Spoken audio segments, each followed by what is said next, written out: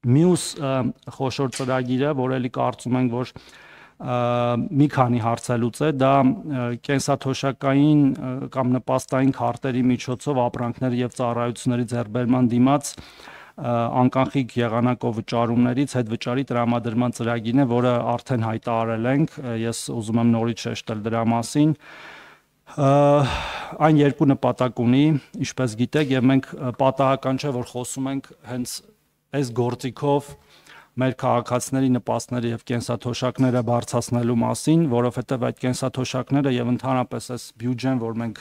հիմա քննարկում ենք, գոյանում են մեծամասամբ հարկային եկամուտներից, իսկ հարկերը գոյանում են մեր տնտեսվարողների կողմից վճարած հարկերից, դրանք էլ գոյանում են ոչ ստվերային շրջանառությունից, ի տարբերություն ստվերայինի, երբ որ հարկեր չեն վճարվում։ Եվ մենք այս գործիքներով փորձում ենք նաեւ բերել ստվերը սպիտակ դաշտ, դրանով հարկելով գործարքները եւ ավելացնելով պետական բյուջեի մուտքերը։ Գիտեք նաեւ, որ մեր գործընկերները այստեղ հայտարարել են, որ բացի այս հետ վճարից, որը վերաբերում է շատ կոնկրետ անձանց, նպաստառուներին, բոլոր տեսակի եւ կենսաթոշակառուներին, նաեւ մի համընդհանուր այդ վճարի ծրագիր է սկսվելու 2%-ի չափով, որի իհարկե պատասխանատուն ուղիղ մենք չենք, բայց քանի որ սրա մասին խոսում ենք, դա էլ եմ ուզում հավելել, որը 2% է լինելու, ինչը կարծում եմ կրկին փոքր թիվ չէ, եթե նաև համադրում ենք մեր պլանավորվող 20%-ի հետ, որտեղ այս պահի դրությամբ հետվճարի չափը կազմում է 12% եւ առավելագույնը 6000 դրամ, եւ մենք արդեն պլանավորել ենք եւ իհարկե բյուջեի այս նախագծում դեռևս նախատեսված չէ ծախսերը, որտեղ մենք առաջինից երկրորդ, իսկ վերջնական բյուջեի մեջ կունենանք նոր դա բյուջետավորած, մենք պլանավորում ենք բարձրացնել այդ հետվճարը 20%-ի չափ եւ առավելագույնը 10000 դրամի սահմաններում, եւ եթե գումարում ենք նաեւ այն 2%-ը, ըստ էության դառնում է 22%։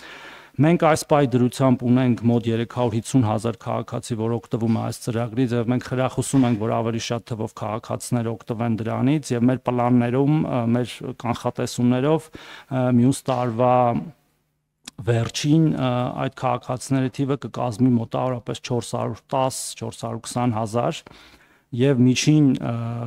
հետվճարի չափն է կլինի մոտավորապես 3-ից 4000 դրամի չափով ավելի, քան այսօր է։ Եվ դրանով նաև այդ հետվճարով արդեն կենսաթոշակը կմոտենա սպառողական զամբյուղի մոտ 90%-ին, ինչը իհարկե բավարար չէ ամբողջությամբ սպառողական զամբյուղին հասնելու համար, պարզ է, որ 10% ավելի ցածր է, սակայն մեծ քայլ է ընդառաջ դրան, եւ ես ուզում եմ Սառը օգտագործելով մի բանի մասին է խոսել երեք ֆինանսների նախարարության հայտարարության, որը շահարկվում է այս 1-2 օր է,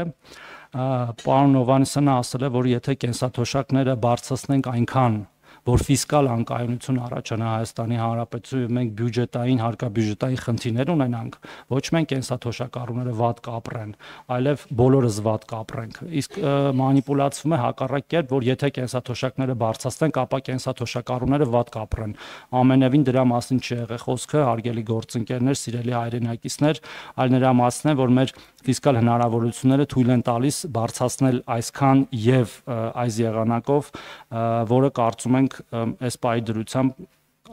ավելին հնարավոր չէ մեկ, եւ երկրորդը սա նաեւ գործիք է, որը կրկնում եմ